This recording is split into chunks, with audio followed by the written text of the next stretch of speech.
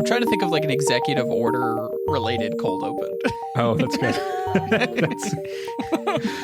Sign it with a Sharpie. Executive department dictates that like you have to be pixel art in order to be a roguelike. Yeah. For context, today is Thursday, January 3rd, date of 23rd. recording. What? 23rd. 23rd. Oh yeah, Thursday, January 23rd, the first week of our new presidency. It's fine. Everything's fine. Everything's okay. We're never mind. Anyway, I don't know where to go from here. Hi Also, everybody. if one of our hosts gets deported. Well, I'll be doing this from Mexico. Okay, anyways. About video games. About video games. Oh my God. You know what we need to play? Papers, Please. Yeah, we'll do a Papers, Please episode when Dempsey gets deported. Yeah, that'll be good. Oh my God. All right, just cut that whole part. Hi, everybody. Welcome to Overthinking Games, a podcast about what games can teach us. My name is Seth. I'm white enough that I'm not going to get deported. I'm joined by my other co-hosts, Dempsey. I feel like I'm pretty white passing as well. It's just the paperwork that's complicated. I see. And He Katie. doesn't even speak Spanish. And Katie, I'm also fine. Woo! This feels like a sad bit. I don't like this one.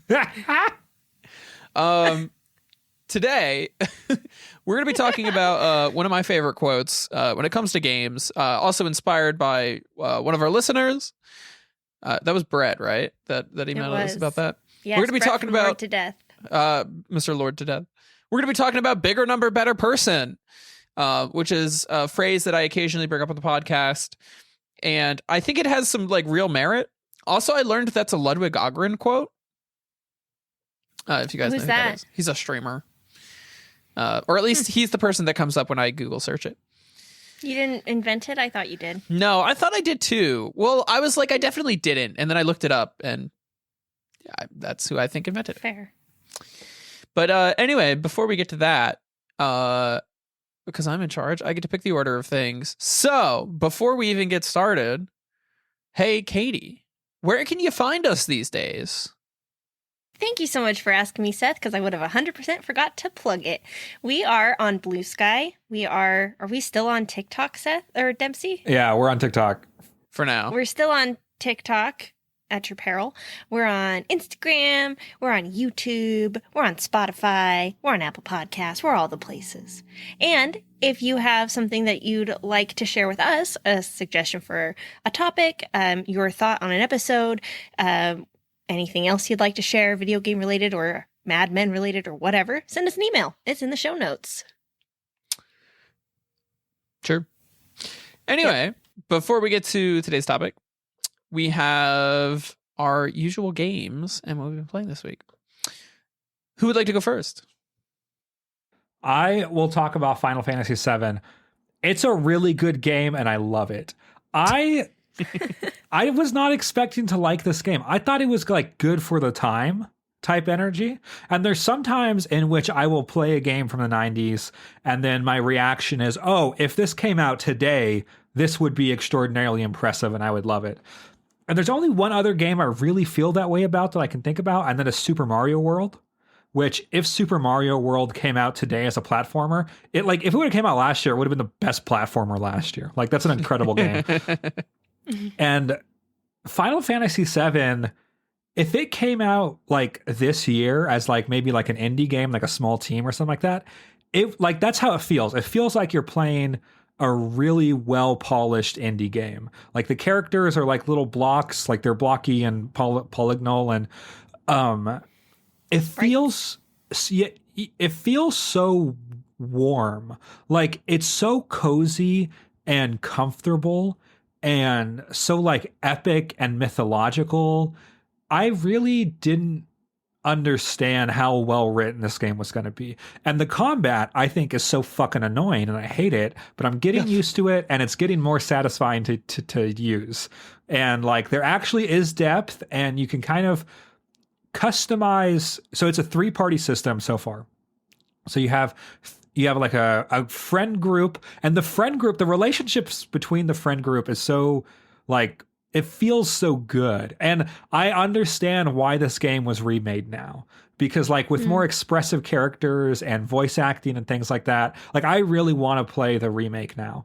I'm not very far. I just got out of the first location, and it also has, so it's like turn-based combat kind of. There's like a real-time element to it.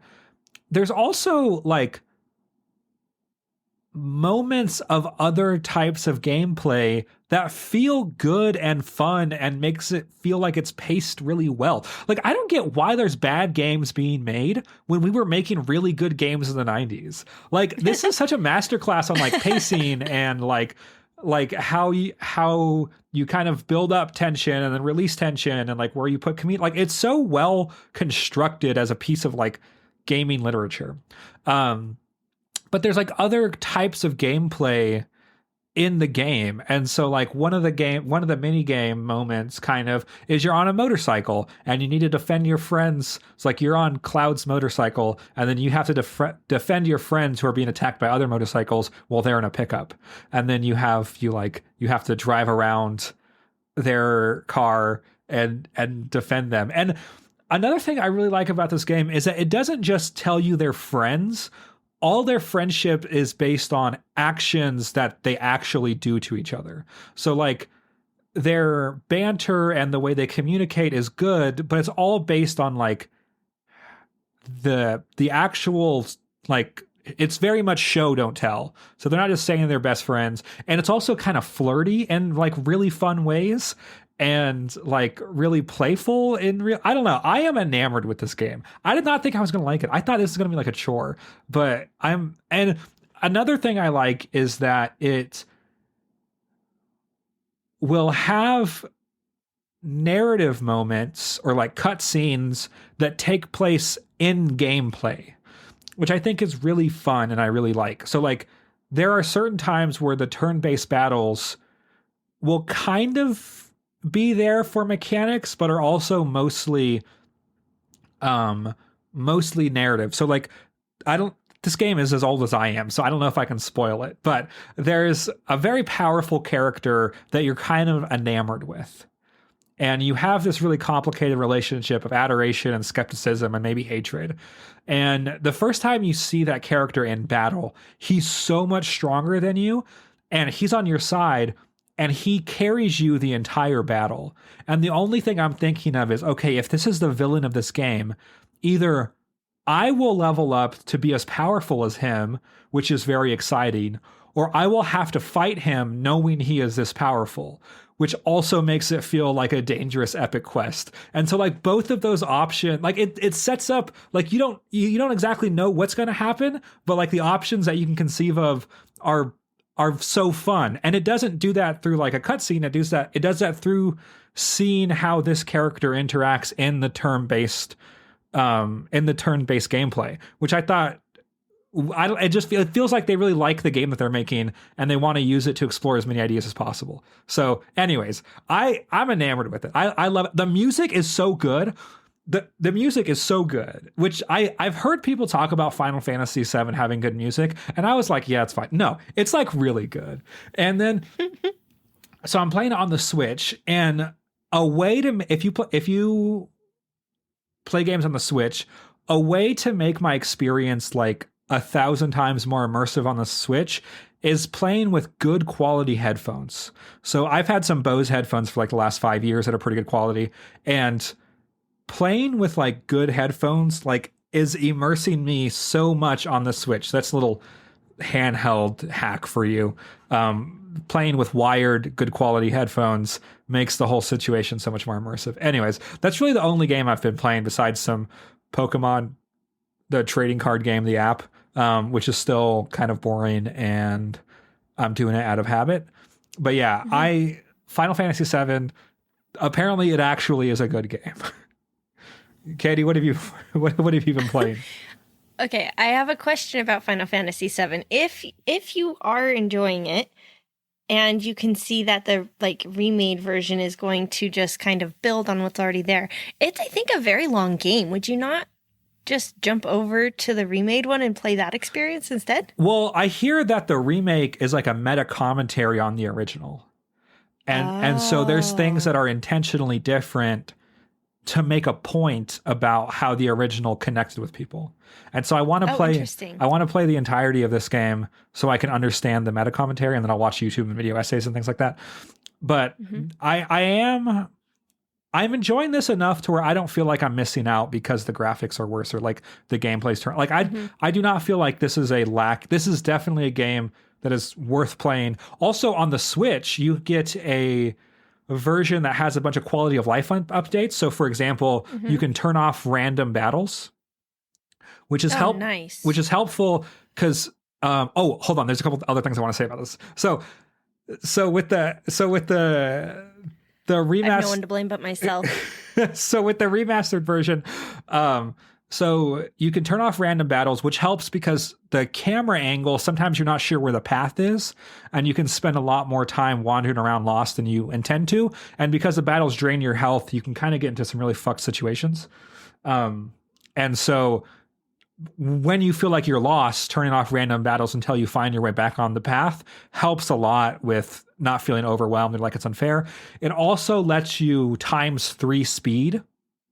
So if you like, let's say you like die, there's specific save points, you lose 15 minutes of progress, but you know what you're doing, you can just hit 3 times speed, and then the game just runs 3 times faster. And so it makes dying and then having to reload your save a lot less painful. And so if you've played, also this is a thing that I think is really cool and has really made me appreciate this game a lot. But if you have played Final Fantasy VII, it's a fixed camera perspective. And then every scene you go into, the camera is fixed at a different angle. And they're able to use that like artistically in really meaningful ways. Like how you are framed up in the next space, which like I was really impressed and is used really thoughtfully. So like because it's a 3D world, kind of. It's like 3D-ish. And it's a 3D character on like it's like a JPEG background kind of, but then there's like 3D elements built on the JPEG background, which looks actually really like it's interesting. And I think it looks good. I don't think it looks bad. Like I think it looks good. And then, but like the camera angles will like show scale or show relationship between something or hide important information that if the camera was free, it wouldn't have the same reveal and things like that. It's sometimes it like goes down to your eye level, and that means something else in the game. So the fixed camera angle, it took me a while to get used to it, but if you kind of let it take you along and be like, okay, so this is the experience the game wants me to have. Right. You can get a lot out of it as well. Okay, now I'm done talking about Final Fantasy VII. It's good. Play it. That's really interesting. I think that's, and then I'm going to move on too, but I do think that's really interesting because in our last episode about like procedural generation versus curated design and all of that, they're using the camera as a storytelling device to create a specific experience versus a free camera where you're able to, you know, move your camera around your character or whatever. So that is really interesting. Okay. So let's see. I've actually been playing a few things. I didn't realize. I thought I had only been playing The Long Dark, but I've also been playing a little Japanese 2-player puzzle game called Bokura or Bokura. I'm not sure how to say it.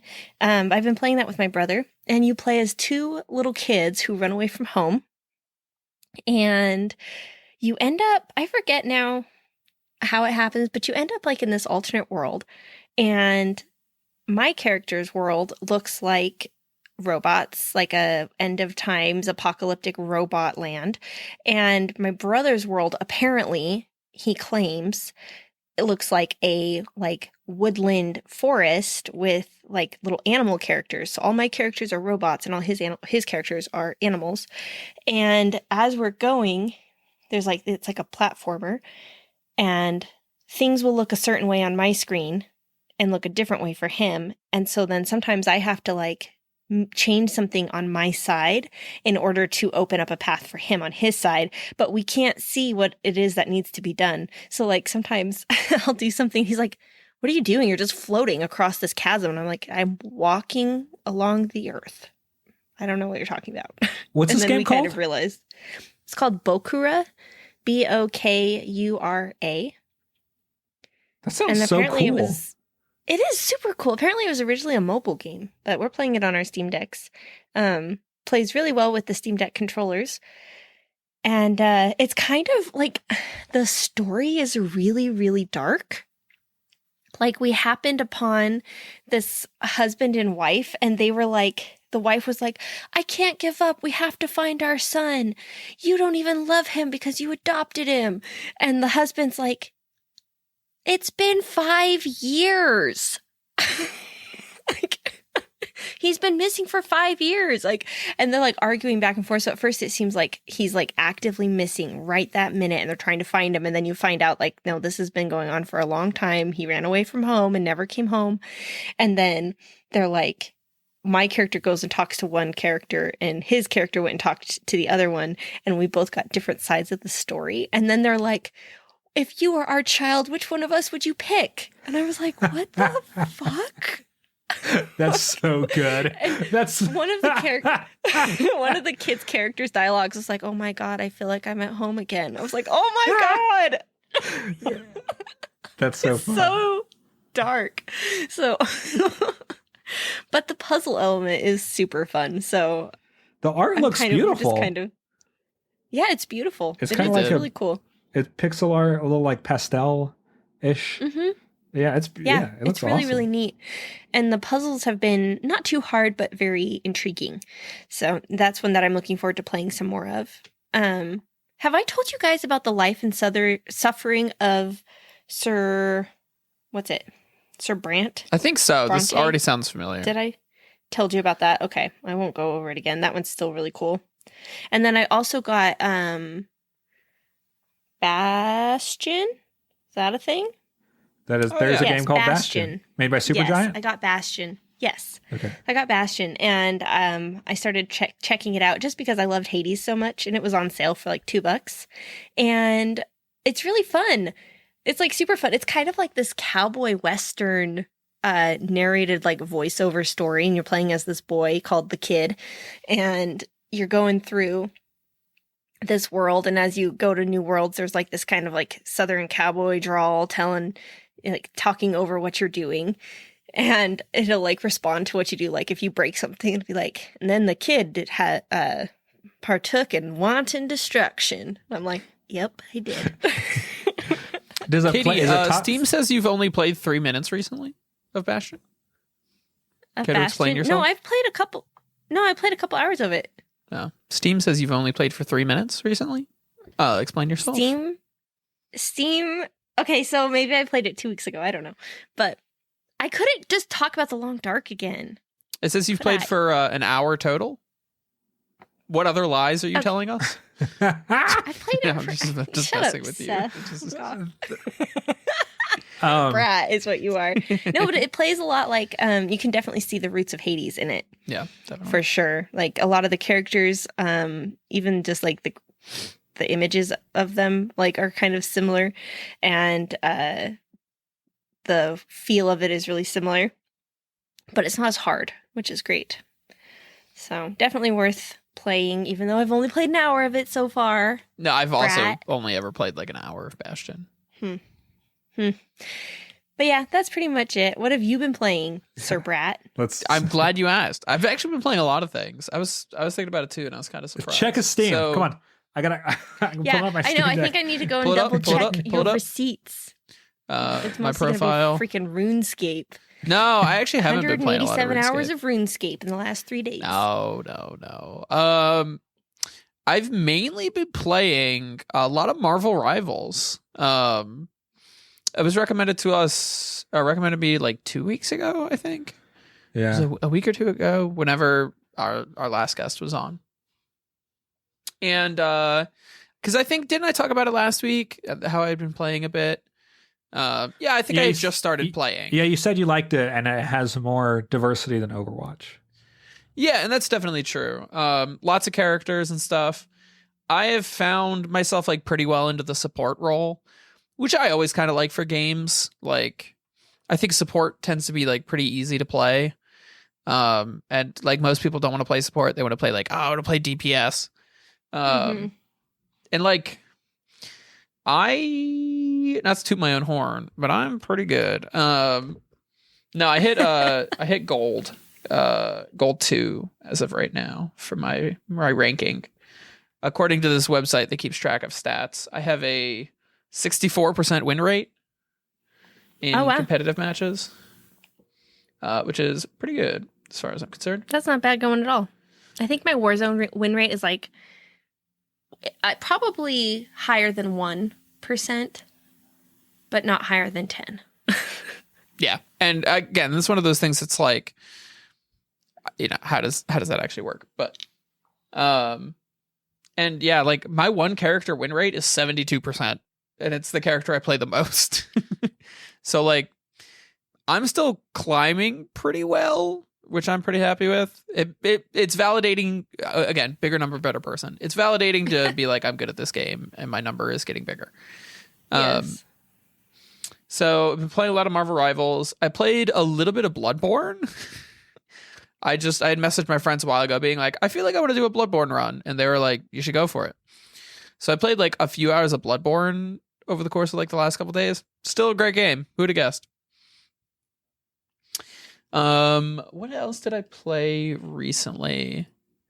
I played, let me look. Blah, blah, blah. Oh, I got this game on my phone. Mobile games. What were you gonna say, Dempsey? None. Go. I was gonna fill space if you were gonna take time. No. So I got this game on my phone. I went on my every once in a while look at the App Store and see if I can find anything even worth playing. And I found a game that I had watched a streamer play. So it's not really a game I randomly found, and I'm pretty sure it's also a computer game. The name is complicated. It's called Dungeon Clawrer.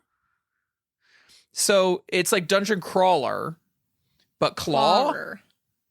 Okay. So do you play as a cat? No. Well, no, kind of. The gimmick of the game is it's a deck builder roguelite, but instead of having a deck, you have a claw machine. Oh. And so when you add items to your deck, it goes into the claw machine, and then on your turn, you get 2 attempts to pick stuff out of the claw machine, and there's like swords and shields and like rings and like other magic items that you can just like go in and then like grab, and then that's like the cards you get to play this turn. That's funny. It's a great concept. It was pretty cheap on my phone. It was only like $5. And what is it on like Steam? Because originally I had seen this guy play it. I think he had originally played it in early access. No, it's $10 on Steam. So like pretty cheap game. The art isn't like amazing.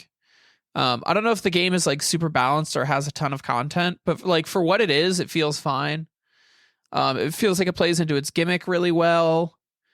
I actually finished a full run with a character earlier today where that character was fun. Because you get 2 attempts at grabbing stuff. So his first attempt is a normal claw, but then his second attempt is just like a big magnet that picks up all of your metal items, and then you can like use those. So I went like full metal build and was just at like my second round every time was just pick up like 10 items and just like. That sounds fun.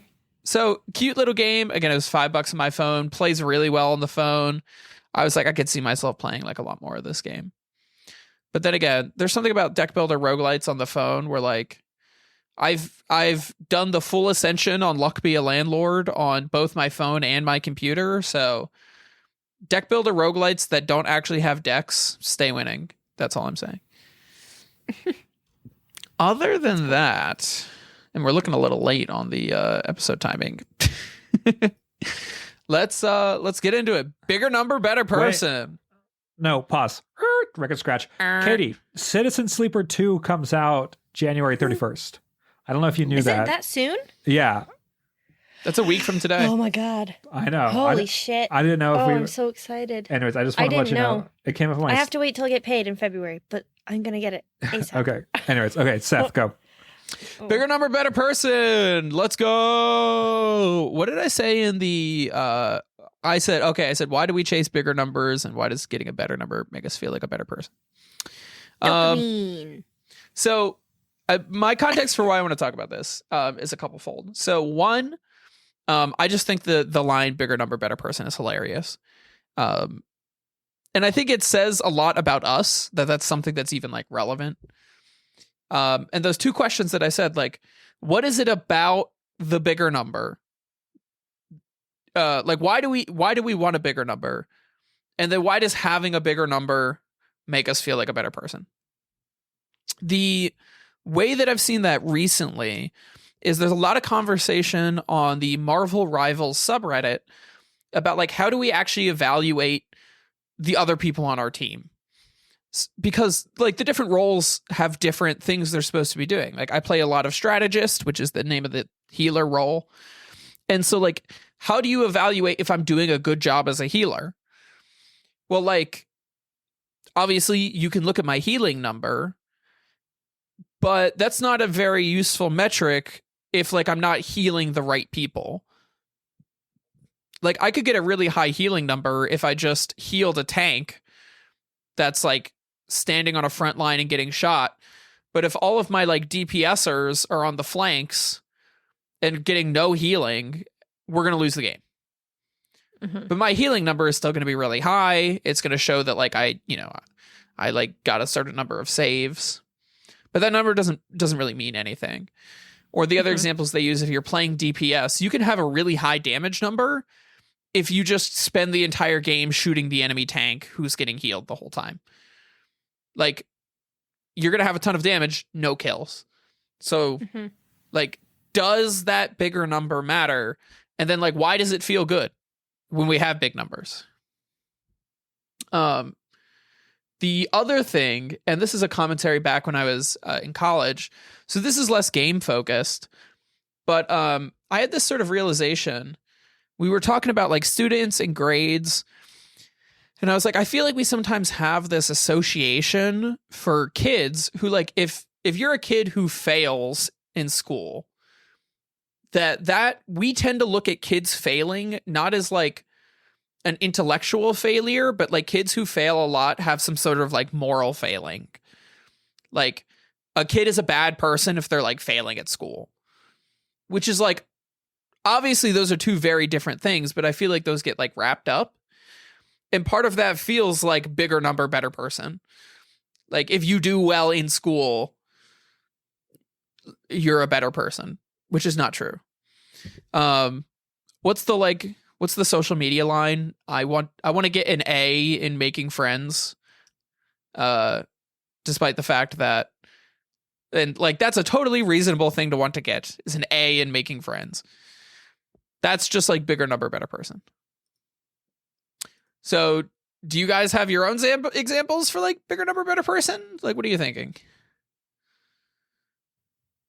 Katie, like Warzone?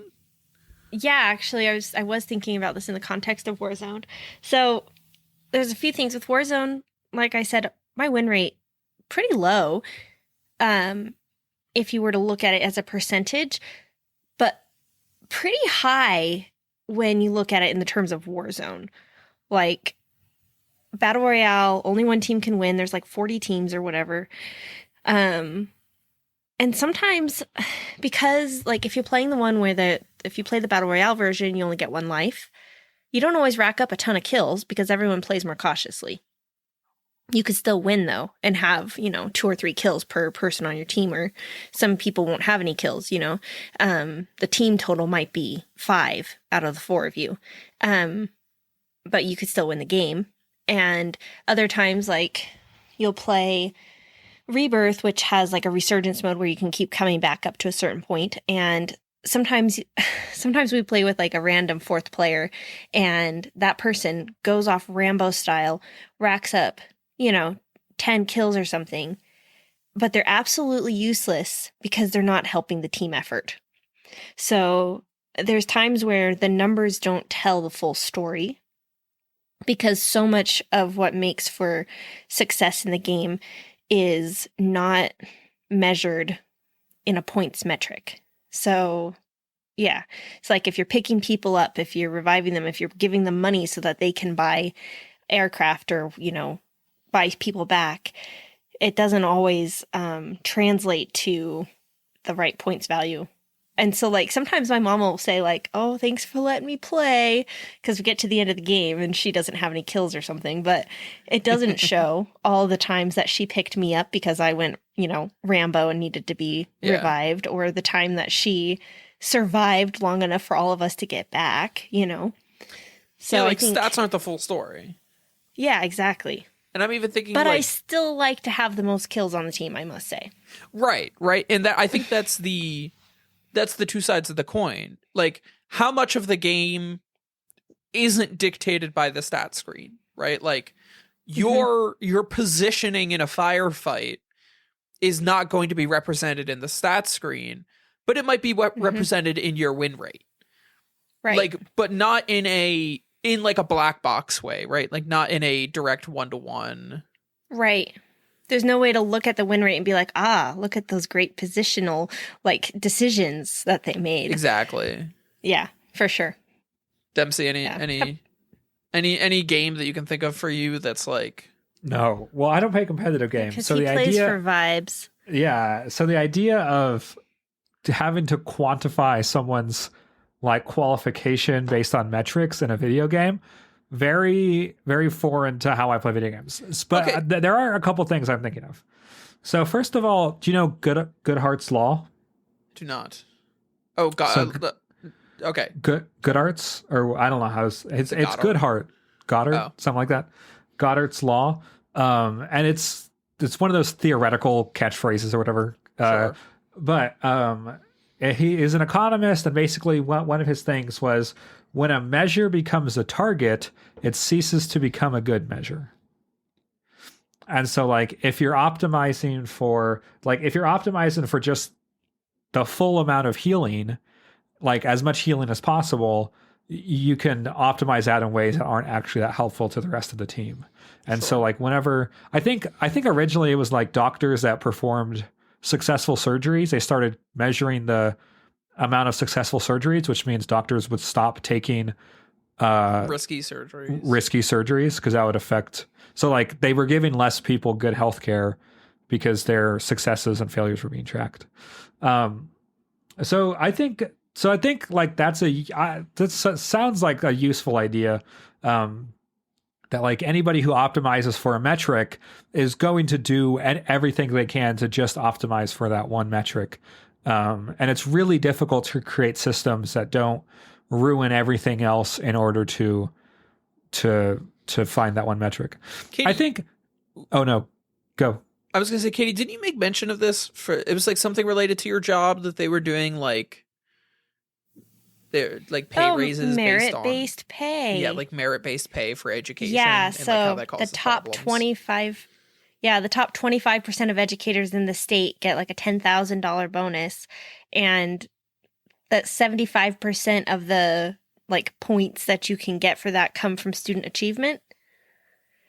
So that means kids have to do well on standardized testing that they don't care about or have any stakes in. Which, and like, also none of them can read. The idea of like the top 25% of people get a bonus is like bigger number, better person, right? Like we are giving you money. And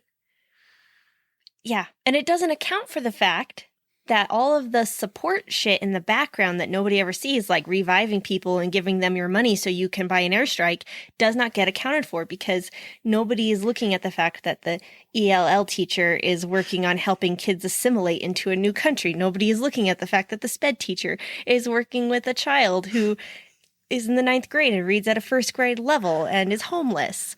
We're not looking at that. We're looking at the rich white kids and their really good test scores. Sorry, I digress. I'm just laughing because of your seamless transition into being like, the dang stats don't track in Warzone, and the ELD teachers don't get anything out of this. I was like, okay, like I'm following, but Well, so Dempsey, I was thinking about what you said, but like you do our metrics for like social media. Oh yeah, no, yeah, we get a lot of views on TikTok. That feels good. We get over 10,000. Oh my god, I feel like I'm doing my job right. So like, last, I think in our last 5, we've gotten over 10,000 views on, and they've been on TikToks about me reviewing vinyls. So now I'm like, all right, that's all our page is going to be. We're going to be a video game vinyl review page, and so like. And that makes me feel good it's for a lot of reasons. So first of all, go follow us on TikTok. Second of all, it like growing our audience, I think there's so many positives to growing our audience. There's like, we can get more interesting listener emails, more like if other channels see us be successful, they're more likely to collaborate with us.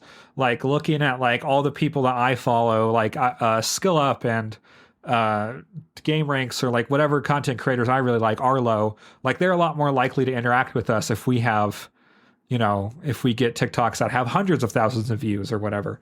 And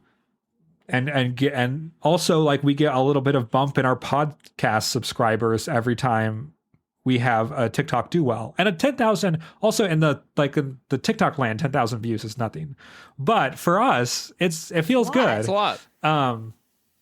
And so like, yeah, that feels so good. And like, there is an anxiety of like, if a TikTok gets under 1,000, I'm like, well, I might as well not even spend time on it. Like whatever, which is like, and it's still like 1,000 people like interacting with us, yes. Potentially in some sort of meaningful way where they spent like more than 2, like, they were like, that is like still like human beings. Somebody watched something you made. Yeah. 1,000 people did. Yeah. 1,000 people did. A lot of people. And so it's interesting, but yeah, I really feel like, oh, if there's an idea and I did it 3 times and it hasn't gotten 10,000 views, it's not really worth doing. Or if there's a piece of engagement that has a lot of comments but not much attachment rate, like people aren't following even though people are commenting, I'm probably just riling people up and people don't want to be a part of that. So like, the TikTok, I do have opinions on the TikTok algorithms. I think that's very similar to the way that like Seth and I would feel about certain games, except, well, maybe it is the same. I think that there's a certain level of self-valuation that is coming from that, right? Like, I am good because other people think I'm good, and look, they can see that I'm good. Look at my numbers. I think it's. And like it's sorry, go ahead. No, and like it's people we've had on. Like I want like Marissa the Cozy Gamer or Josh from the Gamer Strength to see us have a TikTok that does well. Like for sure, because you admire them. You want them to admire us. 100%. Yeah. I think I'm reading this book called The House on the Cerulean Sea, and there was an interesting quote in it that I read today that I think really applies here, and it basically said, the more of something you are given, the less you value it. And so I think if you think about like before the times of like social media, if 1,000 people had seen a little video that you had made, that would be kind of astronomical. But now in the land of like social media where it's millions upon millions of views, it feels like a drop in the bucket. And like our idea of what is a good number gets super, super skewed. Sure. The same as a student who thinks that only A's are good enough and can't take a C+ or a B and be happy with the fact that they've mostly mastered the content. Sure. Right. I think so. I've been thinking about like more narrative games as well. And like, so for example, Final Fantasy you can see how much damage you do. It's interesting because you can't tell how much health your enemies have, but you get a number of how much damage you do to them. So just like a 200 will flash on the screen, but you can't see what their health is unless you cast a specific spell to see that information. And so And also, it's not like a roguelike. I don't think you get much better at it. I think your character gets more powerful. It's a JRPG. Yeah. And so, but the idea of like, okay, so like 20 hours from now, instead of doing 200 damage, I might be doing 20,000 damage per attack. And it's the same thing, but it will give me a sense of scale that Cloud has gotten so much stronger. Like, it will, like, even though the numbers are arbitrary and made up, and like, you know, I know like at the end of a JRPG, you'll be doing like 37 million damage or whatever. And it's like, you know, you can cut like 6 zeros off and it would be more readable and honestly more useful. But like, I want to see my character go from like this quaint little angsty emo kid to like a demigod. And because I am not going to get that good at this game to actually feel that progression like maybe you would in a game that rewards raw skill, that needs to be showed other ways. And so numbers do help show that narrative progression that I am now, you know, I am moving forwards in my journey of getting stronger. Well, and I guess that's sort of like because there's like different mindsets in games, right? Like, I definitely have like an optimizer mindset when it comes to a game. So even like a narrative game, I'm thinking about Bug Fables because it's probably the most recent like narrative game I played. The idea of like, hey, I can get my characters to do like 15 damage with like this combination of attacks when their basic attack does like 3 or 4. And I'm like, ooh, I'm smart. I figured out the strategy to do a bajillion damage. When like, sure, like I guess there's some sort of like benefit to doing that. But like, I feel smart by doing that. It's like the optimizer mindset. That's the benefit. Like, I got a big number. I feel like a better person. Yeah, it's like Balatro. Yeah.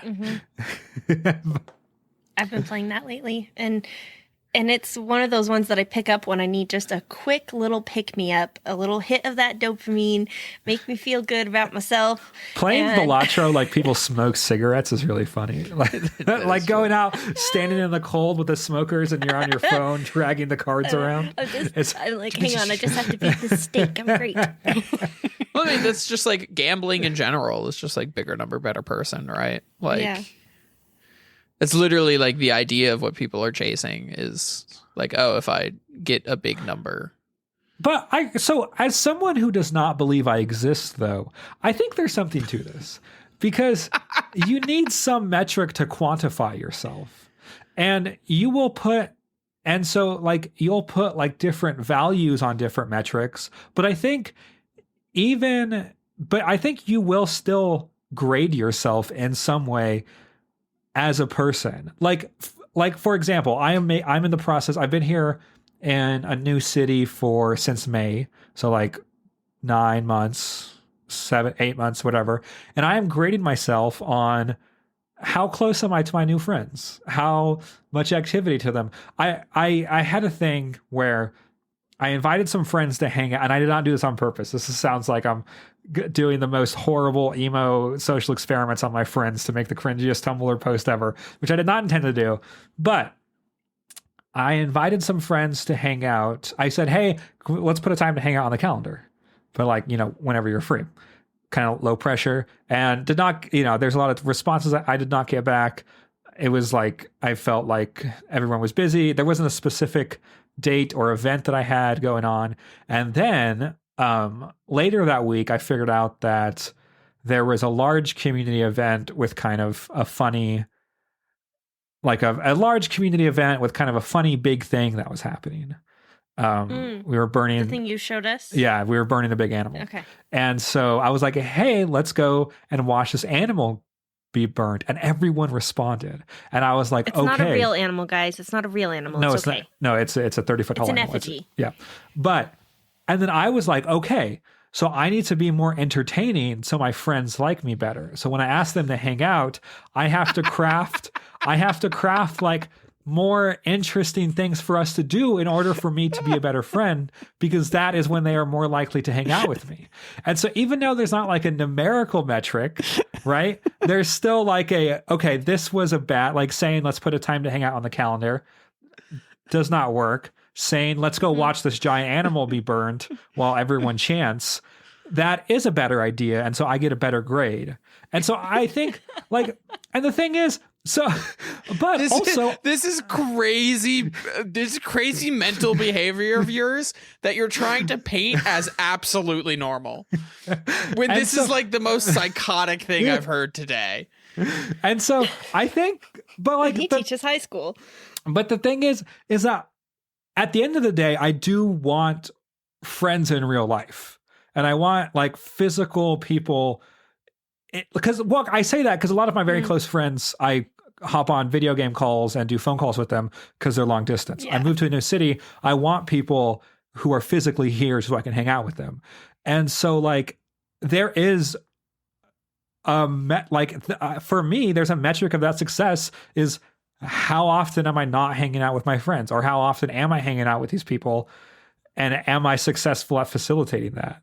Like, and I think that even things that we don't put numbers on in real life, and I don't think it's wrong to want friends or to want to hang out with people. And it's also not wrong to analyze your friendships and like seeing how you can optimize them. So I think bigger, better person comes from the fact that on some level, those things, like optimizing those things, do matter in some way in your real life, even for things that aren't shallow, like building relationships with the people around you. Yeah. Seth, he really does want an A in making friends. He does. He literally wants an A in making friends. And you know what? That's valid. That's okay, Dempsey. Yeah, but like I would not like quantify my ability to hang out with my friends in like terms. I just like wouldn't think about that in the way that you're thinking about it. I would be like, I get it though. Hey, I want to hang out with people. I should probably suggest like a specific thing to do rather than just like amorphously be like, hey, we should hang out. I wouldn't be like, I did bad on my hanging out quiz. Next time I do my quiz, I need to like give a more specific answer because the teacher said I was too vague in my response. Like I would just be like, oh, I need to be more specific for like how we hang.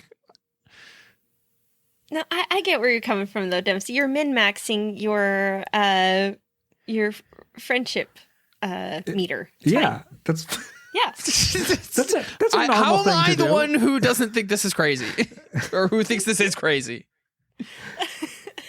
So yeah, I think at some level, like the idea of bigger person, better people, and then if you're me, you do it in other ways too that do equate to someone's worth larger. Mm-hmm. So Are you holding a toothbrush? Yeah, I'm painting it with my Sharpie to give my finger something to do.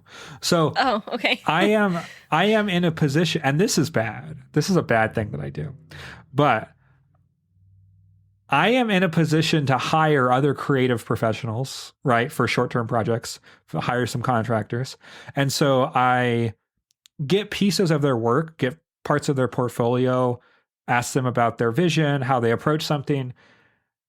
And I understand that I'm not going to hire all these people anyways. Like, you know, there's a process where you go through your options, and the people you like better, you look, you know, you might have a scheduled phone call or just, you know, things like that. But there is an element of the people that do work that I like better, I assume are better people. Like the people that like, oh, you made this thing that was really good. I'm assuming everything about you then is more valuable than these people who made this thing that I did not think was very good. And so like in that sense as well, I think like that is also bigger number, better person. And like this person told this story in a more emotional way. And like they optimized like all of the things, because it is a technical skill. Like these things are not a reflection of someone's moral character. They're a technical skill that you grow. Yeah, but you're equating it with a moral character. But I think it's unintentional, and I don't do this on purpose. I fight against it. So I don't think this is a good thing to do. But I think naturally, I definitely equate it with a moral character, and and so I think like I do think better number, bigger person, or whatever is something that even in the parts of my life that don't have a numerical metric, I still apply the same logic. Well, and that was my point about like education, right? Is I think we have like a biased view of like bigger education number means like better person. When like, But obviously it's not also- true. No, but here's the thing. If I meet these people not in a context in which we are professional creatives, Not like in if like I an just- evaluative context. if I meet them not in an evaluative context, I won't be as much of an asshole. Like if I just meet them like they're a friend of a friend and they do miniatures and I don't have to think, do I hire this person? I won't think that they're a bad person because I don't like the way they scale their objects. Like like if I am evaluating them, I am much more likely to judge them morally. And then if I just meet them, like someone does community theater and is an okay actor, but I'm not trying to hire them, I'm less likely to think that they're a bad person. But if they audition for me and it's a bad audition, I think you're kind of stupid and I don't want to be your friend. It's insane. Is that because... Okay, I have a question about that. Do you think that that's related to the fact that if you hire them, they become a reflection of you? Yes. I have to defend them to the people that give me money. I have to, the final work is going to reflect them. And so it feels personal.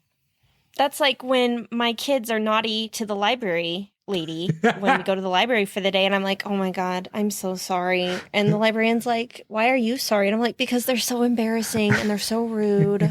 I'm so sorry. And she's like, no, just God bless you for putting up with them all day. And I was like, oh, okay. Well, this is it's the thing I felt like I always complained to my mother about, because my mother's always like, if you suck, people are going to think I suck. And I'm like, Mom, why? And I was always like, Mom, like, what are you talking about? Wait, does your mom have better podcast numbers than us? Well, okay, so this was also going to be I don't know. Honest to God, the answer is probably no, but also because her podcast is about like a way more niche topic than ours is. Yeah. Which is, fair. But, well, because Dempsey, I was thinking about it like this, right? Like if you had somebody who wanted to like come onto our podcast. Sure. Right. And it was somebody who had like 10 followers on TikTok, you would be like, no. But if it was somebody that had like 10,000 followers on TikTok, you'd probably be like, sure. Like, or like if because we want to bask in the glow. I don't know. Of their cred. I don't know about that. If they were like doing something cool enough or like interesting enough, something even if cool they had, and like engaging with us. But I guess my point is mainly about like if we think in ramming terms of their head through like flat screen TVs and they only had like 8 followers, that's cool. I'd still invite them on.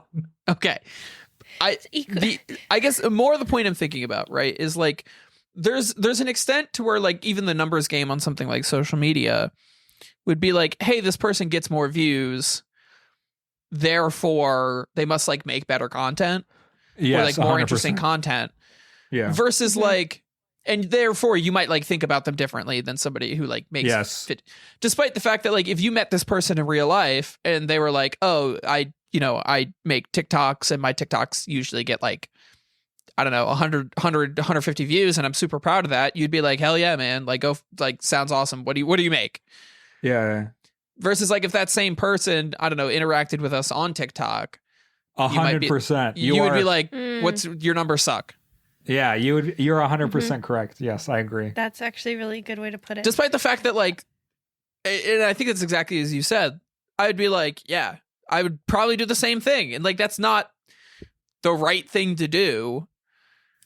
Well, I think it's like sort of like when you see like people who make it big in like the music industry or acting, for every one person that makes it in that field and makes it really big, there's, 1,000 people who are just as good at whatever it is that they're doing. They just didn't make it.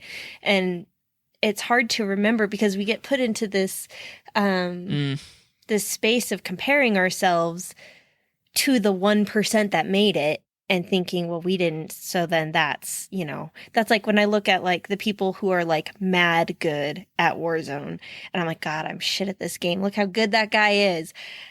And it's like, no, I'm okay for where I'm at. And if I wasn't looking at this like super niche 1% example, I would feel good about myself. I mean, the main quote about this, right, is like comparison is the thief of joy. Mm-hmm. Like I feel like that's kind of what's at the crux of this episode, right? Like if you live your whole life comparing yourself to other people, Mm-hmm. you're everything's going to be sad and suck all the time. Unless Dempsey, don't make that face. Unless you are better than everybody else, then that's okay. Well, like we can't all be Magnus Carlsen, right? Like you can't be the number one chess player in the world. And like I also know that I'm not the number one person at anything. But though, I'm so glad that we brought this part up because I've been wanting to say this, but I was like, does it actually fit? So Headspace, the like meditation app.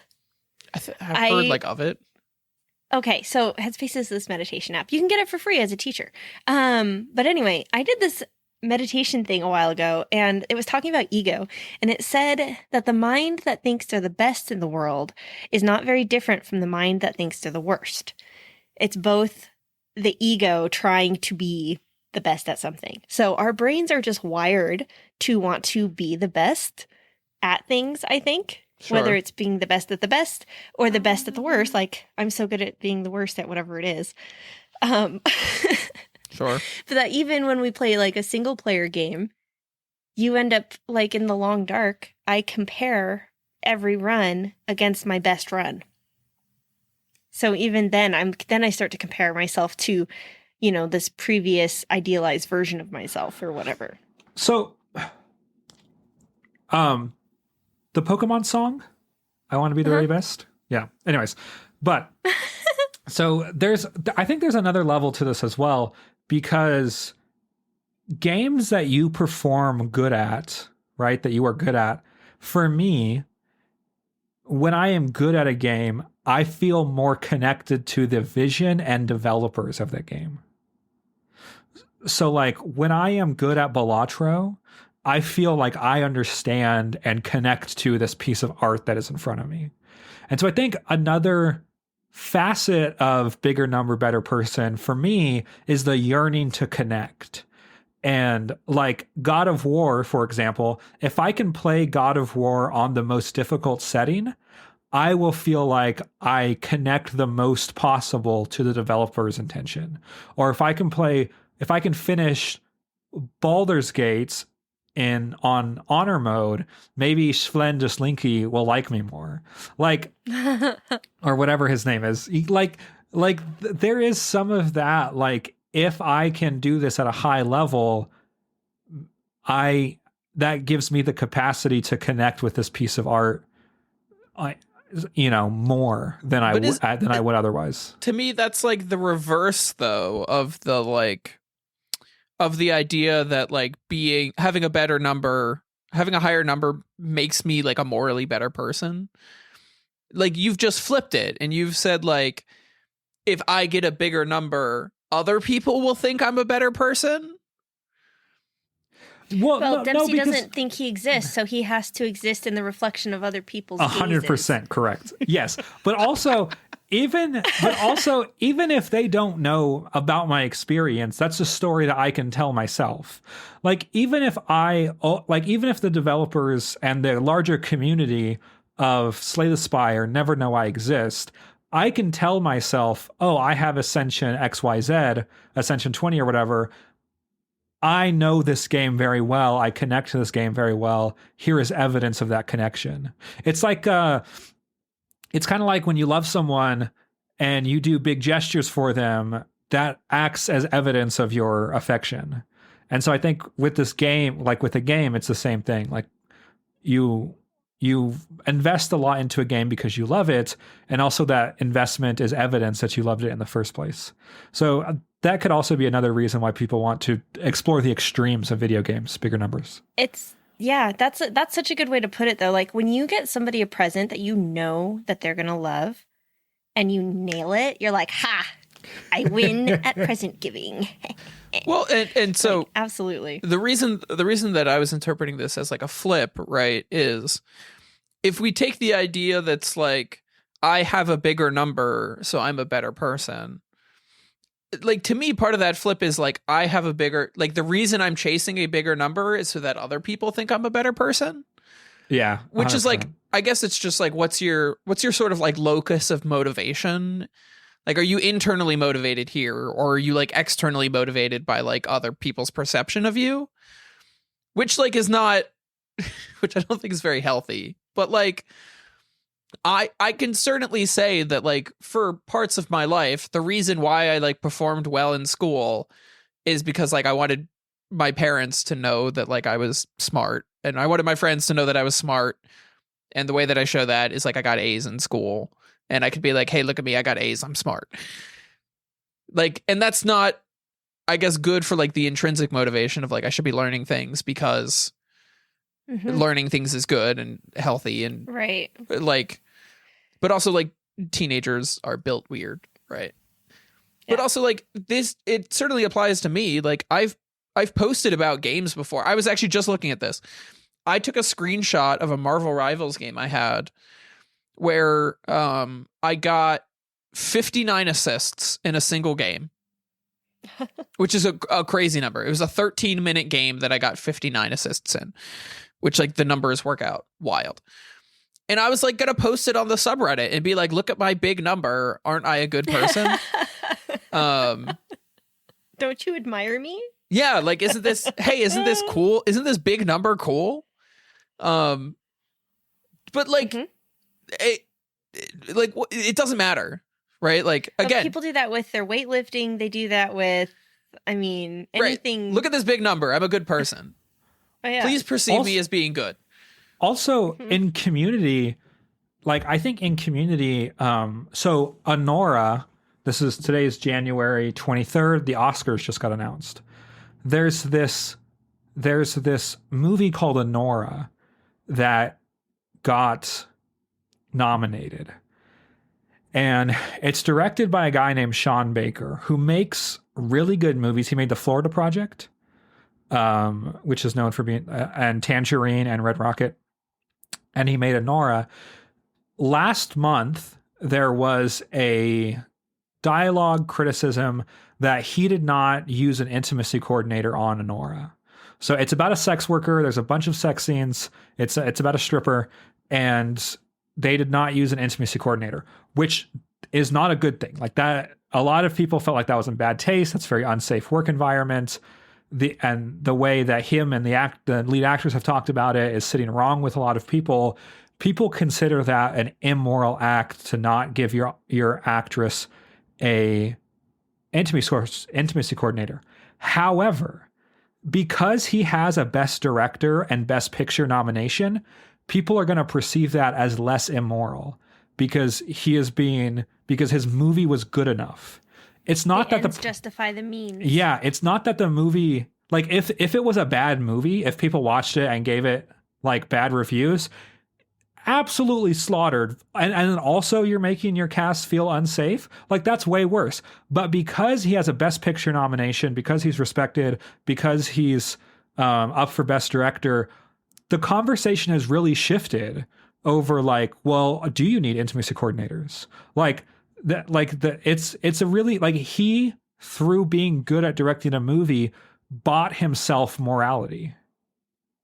Which is crazy, right? Like, you put it like that.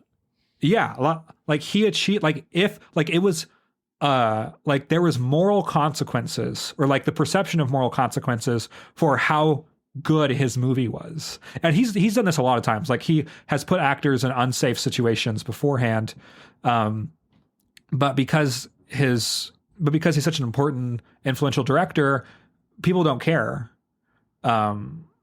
And whereas like he would never get away with this if his work wasn't as good. So I think another thing about Bigger Number, Better Person is that bigger number, and also it covers up a lot of your other inadequacies. Mm-hmm. That was something we were talking about earlier that I wanted to mention. When you were talking about how somebody who, like, if you're looking to hire somebody and they create something that you really like, you're going to think that they're a better person. And that's like that pedestal that we put people on. Like you see it all the time with, celebrities, authors, artists, all kinds of things where we love the art. Like, I mean, just like, look at Harry Potter. Like, we love Harry Potter. Who doesn't love Harry Potter? But the author is extremely problematic. And people struggle to separate the art from the artist, or the writing from the author, and it can be like a difficult thing to manage in our own brains. But I love this thing that they created. How could they be a bad person? Yeah, 100%. Yep. I was also just thinking, like back to this, Dempsey, back to what you were saying a little bit, like and Katie, what you were saying earlier, like the idea of merit-based pay is like the solo metric, right? Like we're evaluating somebody on this sort of like range of things in theory, right? But like really what it ends up being is like, how well can you fabricate your test scores? Because like I could certainly do the immoral thing as a teacher and just like give all of my students A's, and like, but I don't even have to do that in a sketchy way, right? Like I could just give all of my students like easy exams. Like I could just write easy exams for them to take, Sure. that they're pretty much all guaranteed to do well on. And if I get like a merit-based pay, you're incentivizing me to like make my work less rigorous. Yeah. Like the educational quality actually goes down because you're trying to pay me more to do better, but I'm actually going to do worse. Right. I think it also comes into like that individualism versus collectivism, because like let's say in Warzone, you're playing, if you want to have the best score, you're going to go out there Rambo and get 10 kills or whatever and leave the rest of the team in the lurch. On paper, you look like the best player, but that's not necessarily the case. Whereas like in teaching, we're supposed to do these collaborative learning teams with like our department or our grade level teams, where we're supposed to share resources and share strategies and all these things. But if you are pitting them against each other such that one person out of 4 needs to look like the best person, it de-incentivizes collaboration. And you end up having, that 8th grade teacher going Rambo and not sharing, resources and strategies. If you say like the best person on your team is going to get like a little like pay bonus at the end of the marking period. It's only 25% of teachers, and we have 8 teachers. Like, Yeah. I'm just thinking, because I literally just did a group project today, and it was a little competitive project. Like students were making these modifications they were actually using mouse traps. They had to make like a modification to a mouse trap to try to get to like jump. Build a better mousetrap? Not really, but anyway. They were doing this thing. It was a little competition between like the different student groups. Like the student group who managed to get their mousetrap to like go the highest and go over the bar got like a couple extra credit points. But like you still got like, you got 2 if you just got it over the lowest height bar. You got 4 if you were the highest in the class. So like, and it's 2% versus 4%. Like it's virtually nothing when it actually comes out to the points. And like that felt healthy for like competition in between groups. But if it was like the student in the group who performed the best, right, then it's like that not healthy competition, right? Because somebody on the team is going to go Rambo, and it's not going to be fair for everybody else. Yeah, so like that level of like where's that competition is important. Because, yeah, on an individual sense, we're always in the bigger number, better person mindset. Yeah. And I think it does come back a lot to capitalism. And the fact that we so value, at least in our society, we so value individual accomplishment. Billionaires must be good people, right? They have so much money. They're definitely not Nazis. Definitely not Nazis. All right. We probably should wrap up. On that note, before we go too off-rail. I want to do We're 10 minutes past the hour already, Dempsey. We're fine. I want to do honorable mentions. Honorable mentions. All right. So I just finished a book called The Case for Mars by Robert Zubrin. And I don't know if I talked about this last The time. Case for the what? The Case for Mars by Robert Zubrin. Oh, okay. And I finished it. It's good. So it's about, so it's a nonfiction book about this aerospace engineer. He's like the CEO of the Mars Society, which advocates for putting humans on Mars. He has like, he's respected in the aerospace industry. He's not like a wacko or anything like that. I don't like how he fetishizes the frontier. Like his whole premise is like, we need to go to Mars because the American frontier is over. And without the American frontier, our society has lost its will to live. Is kind of his whole, like, it's kind of his whole philosophical thesis. Like, and the reason to go to Mars cannot be manifest destiny. Yeah. Like that, for real. if that's your reason to go, you've got the wrong idea. Yeah. So I'm still in my religious movement of like space exploration is very important for us as a species. I still believe in the longest term, it's imperative. And he makes a lot of and good your Bible is parable of the sower. Yeah. So he makes a lot of, I think I agree with a lot of what he says about like, it will give us new problems to solve. It's going to push technology forward. It's a goal that a nation can put its weight behind. That's not just war. The necessity of the harshness of Mars is going to be good for how we develop things. Once we get people on Mars, there's going to be a little bit less bureaucracy and things can like, there is some things about his philosophical arguments that I really resonate with, but hearing how much he fetishizes the American frontier really makes me feel like he missed the point of colonialism. Like, right. I just feel like that's not the main narrative of colonialism. So, anyways, we had to find better motivations than like wanting to be the next Christopher Columbus. I also don't think it's a good philosophical argument, but anyways, so people need to go watch the original series of Star Trek. Like, it was literally made before we landed on the moon, and it understands why we want to go to space. Yeah, that's anyways, all I'm saying. So that's my honorable mention. Nice. My honorable mention is that after 5 years away, I've gone back to Brazilian Jiu-Jitsu.